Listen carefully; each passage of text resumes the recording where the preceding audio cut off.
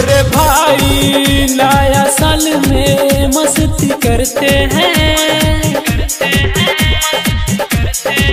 वो भी हम पे हम भी उन पे खूब मरते हैं। सुनो रे भाई नया साल में मस्ती करते हैं, वो भी हम पे हम भी उन पे खूब मरते हैं। लवर को अपने हाथ से खिलाएंगे, नया साल में लड़की पटाएंगे, जाके पिकनिक मनाएंगे।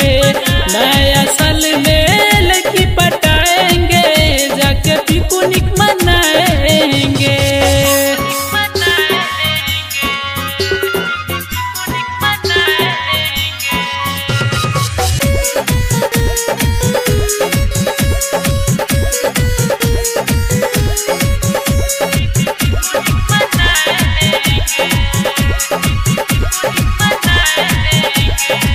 देते हैं गिफ्ट होठों पे किस नया साल में,